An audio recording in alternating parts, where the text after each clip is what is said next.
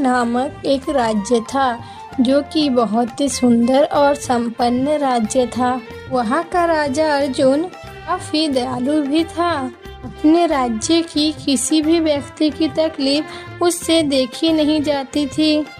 राजा अर्जुन की एक बेटी थी जिसका नाम था पार्वती। वो इसी बात से परेशान थी कि वो राजकुमारी है। एक दिन उसको अपने पिताजी से नाराज के चलते खाना नहीं खाया। अरे क्या बात है बिटिया, हमसे क्यों नाराज है? अरे पिताजी, क्योंकि आप राजा हैं। अरे बिटिया, तो इसमें नाराज होने की क्या बात है? हमारा परिवार ही है तो राजा महाराजों का। अरे पिताजी, बस यही मेरी नाराजगी का वजह है। अरे साफ साफ बताओ ना बिटिया, क्या बात है? बात ये है कि आप राजा हैं और मैं आपकी बेटी हूँ और मैं राजकुमारी हूँ। अरे हाँ, तो ये तो अच्छी बात है ना। ये शानो शौकत, हर समय आसपास सिपाही। अरे पिताजी, ये अच्छी नहीं, बहुत बुरी बात है। मुझे नहीं अच्छा लगता ये सब। मैं कुछ भी नहीं कर सकती अपनी मर्जी से। जहाँ भी जाऊँ आपके सिपाही मेरे पीछे आ जाते हैं। मेरी कोई सहेली भी नहीं है। सारा दिन बस राजमहल के एक कमरे से दूसरे कमरे में टहलते रहो। ये सब सुनकर राजा हंसने लगे। हा हा हा हा हा। अरे ये सब तो तुम्हारी सुरक्षा के लिए ही है ना, ताकि कहीं कोई तुम्हें नुकसान ना पहुंचा दे। अरे पिताजी, मुझे कोई क्यों नुकसान पहुंचाएगा? आपका तो कोई दुश्मन भी नहीं है। आप अपनी प्रजा का इतना ध्यान रखते हैं। लेकिन बिटिया, राजकुमारी का जीवन ऐसा ही होता है। हम राजा हैं तो राजा की तरह ही रहेंगे ना। मैं परेशान हो गई हूँ इस तरह से रहने से। आप ऐसा कीजिए कि थोड़ी दिन के लिए मेरे आसपास से पहरा हटवा दीजिए। मुझे थोड़ा आराम से रहने दीजिए। राजा अर्जुन को समझ में ये नहीं आ रहा था कि वो क्या करे, लेकिन बेटी की जिद के आगे वो झुक जाते हैं और 3-4 दिन के लिए पार्वती के आसपास से इस पहरा हटा देते हैं। पार्वती को तो जैसे पंखे लग जाते हैं।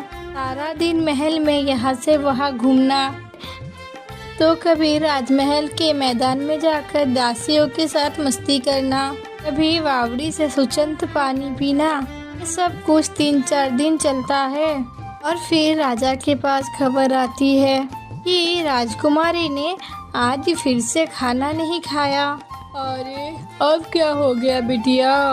जो तुमने कहा वो हमने कर दिया, पहरा हटा तो दिया। अब क्या हुआ बिटिया?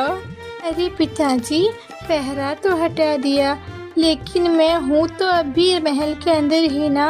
पहले भी अंदर थी, अब भी अंदर ही हूँ। तो तुम क्या चाहती हो बिटिया? अरे पिताजी, मुझे बाहर जाना है। राज्य के लोगों से घुलना मिलना है। अपनी कुछ सहेलियाँ बनानी है। अरे नहीं नहीं बिटिया, अब ये तो नहीं हो पाएगा। ऐसे कैसे होगा? पार्वती राजा अर्जुन की तरफ मुड़ती है। अरे पिताजी, सब कुछ हो सकता है। मैंने सब कुछ सोच लिया है। हमारे महल में एक दासी है जो पास के गांव में रहती है। मैं उनके घर में उनकी बहन बनकर रहूंगी। किसी को कुछ भी पता नहीं चलेगा। अरे नहीं नहीं बिटिया, ऐसे कैसे हो सकता है? तुम एक छोटे से घर में कैसे रह पाओगी? अरे कुछ नहीं होगा पिताजी। मुझे वैसे भी ये बड़े बड़े कमरे और सोना चांदी पहने रहना अच्छा नहीं लगता। थोड़े दिन के लिए सादा जीवन बिताना है। फिर वही होता है, अर्जुन अपनी बेटी के आगे हार मान लेता है और उसे दासी के साथ उसके घर में रहने के लिए भेज देते हैं। पार्वती को 1-2 दिन थोड़ी परेशानी तो होती है, लेकिन उसे वहाँ पर रहना किसी कैद से आज़ादी जैसा लग रहा था। कुछ ही दिनों में वो दासी के घर में काम काज में हाथ बटाने लगती है। तभी दासी आकर कहती है, अरे आप कीजिए राजकुमारी जी, मुझे दंडित किया जाएगा। अरे सुनो, मुझे राजकुमारी मत पुकारो, यहाँ पर मैं तुम्हारी बहन हूँ। और हाँ, कोई दंडित नहीं करेगा। मैं अपनी मर्जी से तुम्हारे साथ आई हूँ और काम कर रही हूँ। तुम बस मुझे यहाँ पर आराम से रहने दो और वो करने दो जो तुम रोज करती हो। इतनी बात सुनकर दासी भी चुप हो जाती है और अब रोज सुबह पार्वती एक आम लड़की बनकर पानी भरने जाती है और सब्जी लेने जाती है और घर में झाड़ू भी लगाती है। एक बार जब वो पानी भर रही थी तो उसने देखा उसके पिताजी ने सिपाही के हाथों से कुछ मोहरे भेजे हैं, लेकिन उसने सिपाही को वापस भेज दिया। उसने ना सिर्फ लेने के लिए मना किया बल्कि सिपाहियों को वापस आने के लिए भी मना कर दिया। तभी सिपाही महाराज से जाकर कहता है, अरे महाराज, वो बिल्कुल साधारण लड़की की तरह जीवन जी रही है और मोहरे लेने से भी मना कर दिया, लेकिन वो खुश बहुत ही दिख रही थी। अरे खुश थी, बस तो फिर ठीक है। एक बार की बात है, जब पार्वती कुएं से पानी भर रही होती है तभी उसके हाथों से रस्सी छूटने लगती है। भी वहाँ पर एक नौजवान आता है और उसकी रस्सी पकड़ लेता है। पार्वती उसको धन्यवाद देकर वहाँ से चली जाती है, लेकिन वो लड़का उसके रूप रंग पर फिदा हो जाता है। अब वो उसका हर समय इंतजार करने लगता है, लेकिन पार्वती कभी भी ध्यान नहीं देती। ऐसे ही काफी दिन हो जाते हैं। तो एक बार पार्वती अपने पिताजी से मिलने का मन बनाकर उनसे मिलने चली जाती है। अरे बिटिया, कैसी हो तुम? हम सिपाही बेचकर छुप छुप कर तुम्हारी खबर तो लेते रहते हैं, लेकिन तुम अब खुद ही बताओ, तुम कैसे हो? अरे पिताजी, मैं तो बहुत ही खुश हूँ और आज तक किसी को कोई शक भी नहीं हुआ। अरे बिटिया, तुम वापस कब आओगी?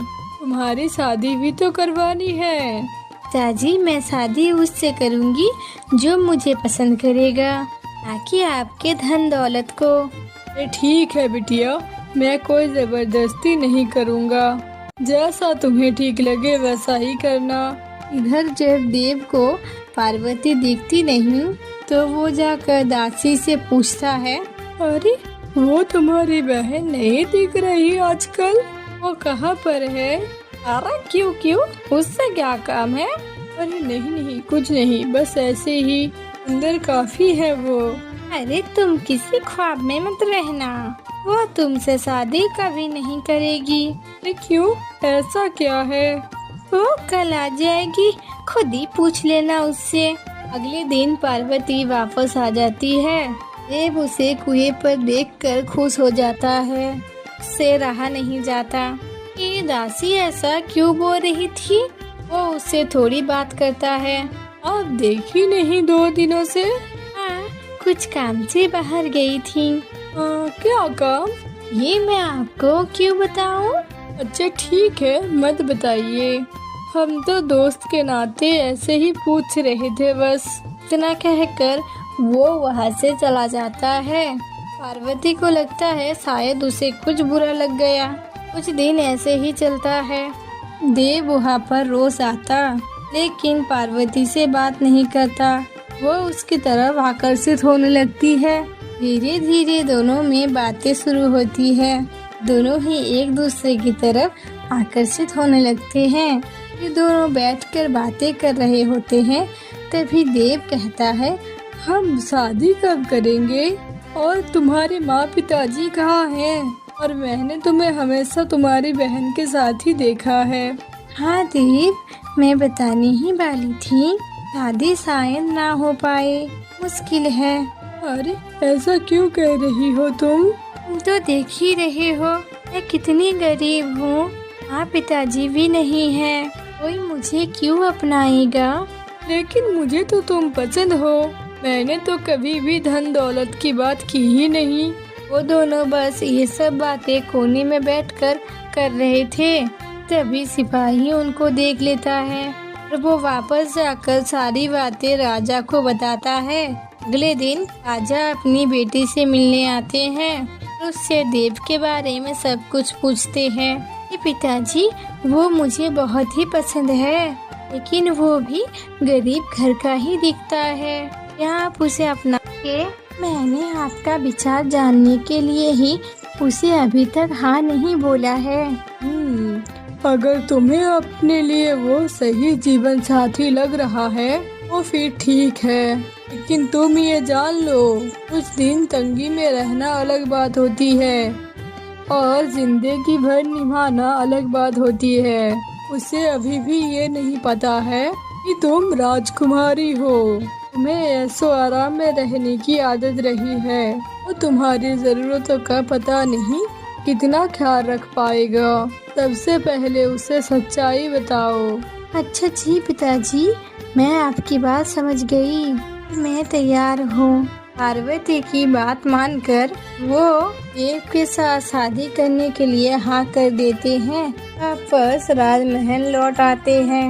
इधर पार्वती देव को सब कुछ बताने के लिए मन बना लेती है और फिर उसके पास जाकर हिम्मत करके सब कुछ बता भी दे देती है। क्या राजकुमारी, तुमने पहले क्यों नहीं बताया? तुम्हारी प्रेम में जो पड़ गई थी। और अगर तुम्हें मेरे राजकुमारी होने की बात कर रहा है तो फिर इस बात को यहीं पर खत्म कर देते हैं। वो उदास होकर बोलता है, अरे नहीं नहीं, ठीक है, पर मैं ये चाहूँगा ये बात हमारे बड़ों के बीच में भी हो एक बार। मैं भी अपने माँ पिताजी को लेकर तुम्हारे महल आता हूँ। ये बात कर पार्वती वापस राजमहल लौट जाती है और देव अपने घर में बात करता है। अच्छा सा दिन देखकर देव पार्वती को बोल देता है। वो और उसके माँ पिताजी आज पार्वती का हाथ मांगने के लिए आ रहे हैं कि स्वागत की सभी तैयारियां हो जाती है। ही देर में एक सजीला सा राजकुमार बैंड बाजे के साथ उसके द्वार में आते हैं। उसके पीछे पीछे हाथी घोड़ों की सेना होती है और राजा रानी भी। किसी को कुछ भी समझ में नहीं आता। फिर पार्वती ध्यान से देखती है, वो उसके होश उड़ जाते हैं। वो देव ही होता है। अरे देव, तुम से? देव नहीं, राजकुमार देव। क्या? जैसे तुम प्यार की तलाश में साधारण जीवन व्यतीत कर रही थी, मैं भी अपने महल से दूर रहकर वही कर रहा था। जब मैंने अपने माँ पिताजी को तुम्हारे बारे में बताया, उन्होंने अपने सैनिक भेजकर सब कुछ पता करवा लिया। वो दोनों बात कर ही रहे होते हैं, तब देखते हैं कि उन दोनों के पिताजी भी मित्र ही है। और फिर क्या था, सबका भव्य स्वागत होता है और शुरू हो जाती है शादी की तैयारियाँ।